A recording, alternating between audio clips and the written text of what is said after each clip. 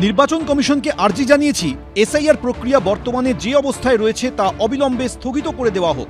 SIR আবহে শনিবার মুখ্য নির্বাচন কমিশনার জ্ঞানেশ কুমারকে ফের চিঠি লিখেছেন মুখ্যমন্ত্রী মমতা বন্দ্যোপাধ্যায়।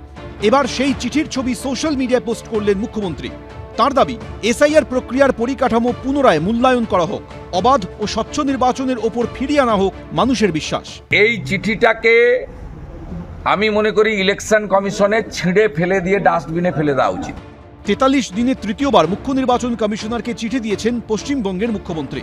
আর আগের দুটি চিঠির মতো এবারও চলতি এসআইআর প্রক্রিয়া নিয়ে ছত্রে ছত্রে অভিযোগ করলেন মমতা বন্দ্যোপাধ্যায়। চিঠিতে মুখ্যমন্ত্রী লিখেছেন, পর্যাপ্ত প্রস্তুতি বা পর্যালোচনা ছাড়াই অকারণে তাড়াহুড়ো করে এসআইআর করা হচ্ছে। এর জেরে গোটা প্রক্রিয়াটি মৌলিকভাবে ত্রুটিপূর্ণ হয়ে উঠেছে। এসআইআর প্রক্রিয়া চলাকালীন নির্বাচন কমিশনের তরফে একাধিকবার নতুন নতুন নির্দেশিকা জারি করা হয়েছে, যা নিয়ে গোড়া থেকেই সরব তৃণমূল। অতীতেও এসআইআর স্থগিতের দাবি তুলেছিলেন মমতা বন্দ্যোপাধ্যায়। আমি এখনো মনে করি এটা স্টে হয়ে যাওয়া উচিত। এই প্রেক্ষাপটে জ্ঞানেশ কুমারকে লেখা চিঠিতে মুখ্যমন্ত্রীর অভিযোগ, বিভিন্ন সময় যে নির্দেশিকা জারি করা হয়েছে তার মধ্যে কোনো সামঞ্জস্য নেই, উল্টে পরস্পর বিরোধী। মুখ্যমন্ত্রীর অভিযোগ, এ নিয়ে স্বচ্ছতার যেমন অভাব রয়েছে, তেমনি জাতীয় নির্বাচন কমিশন ও রাজ্য স্তরের আধিকারিকদের পরিকল্পনারও অভাব রয়েছে। তার দাবি, এইসব কারণেই এসআইআর এর মতো একটা গুরুত্বপূর্ণ গণতান্ত্রিক প্রক্রিয়া প্রহসনে পরিণত হয়েছে এবং এর উপর বিশ্বাস হারাচ্ছে সাধারণ মানুষ। মুখ্যমন্ত্রীর চিঠি ব্যবহার করে জ্ঞানেশ কুমারজিকে লেখাটাই অবৈধ এবং অসাংবিধানিক। মুখ্যমন্ত্রী যদি উনার যে পার্টি আছে, যাকে আমি কোম্পানি বলি, ফ্যামিলি কোম্পানি, সেই তৃণমূল কংগ্রেসের প্যাডে লেখা উচিত ছিল। মাননীয় মুখ্যমন্ত্রী প্রথম দিন থেকে যে কথাটা বলে এসছেন সেটাই আবার তিনি চিঠিতে লিখেছেন, যে অমানবিক হয়ে পড়েছে ভারতের জাতীয় নির্বাচন কমিশন কোনো একটা দলকে, এবং আরও স্পষ্ট করে বলতে গেলে বিজেপিকে তাদের সহযোগী টিম হিসাবে সুবিধা পাইয়ে দেওয়ার জন্য এসব করছেন।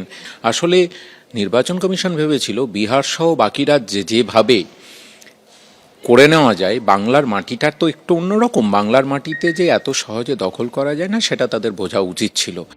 নির্বাচন কমিশনকে লেখা চিঠিতে ভোটারদের নাম বাদ যাওয়া নিয়েও সরব হয়েছেন মুখ্যমন্ত্রী।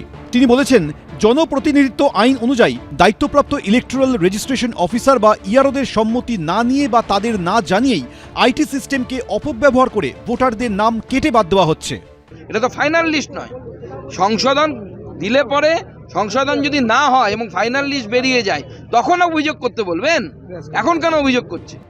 শুনানি নিয়েও চিঠিতে একাধিক অভিযোগ করেছেন মমতা বন্দ্যোপাধ্যায়। তার অভিযোগ, নির্দিষ্ট কোনো কারণ না দেখিয়েই শুনানির জন্য ডাকা হচ্ছে ভোটারদের। বয়স্ক এবং অসুস্থদের শুনানিতে ডাকা নিয়েও আপত্তি জানিয়েছেন মুখ্যমন্ত্রী। এসআইআর এর এনুমারেশন পর্বে বিএলওদের সঙ্গে বিএলএরা থাকলেও শুনানি পর্বে কেন তাদের থাকতে দেওয়া হচ্ছে না, সেই প্রশ্ন চিঠিতে করেছেন মুখ্যমন্ত্রী। নির্বাচন কমিশনের কাছে প্রশ্ন করার অধিকার প্রত্যেকের আছে। যদি মনে হয় কোনো জায়গায় বিচ্যুতি আছে, আপনারা সুপ্রিম কোর্টে চলে যান, তার দরজা খোলা। একবার গিয়েছিলেন, কি হয়েছে আপনারা জানেন, না বলাই ভালো। সব মিলিয়ে এসআইআর নিয়ে তৃণমূলের সঙ্গে নির্বাচন কমিশন ও বিজেপির চাপানোতর থামার কোনো লক্ষণ নেই। শিবাশিস মৌলিক, বিশ্বজিৎ দাস, হংসরাজ সিংহ, এবিপি আনন্দ। এবিপি আনন্দ, এগিয়ে থাকে, এগিয়ে রাখে।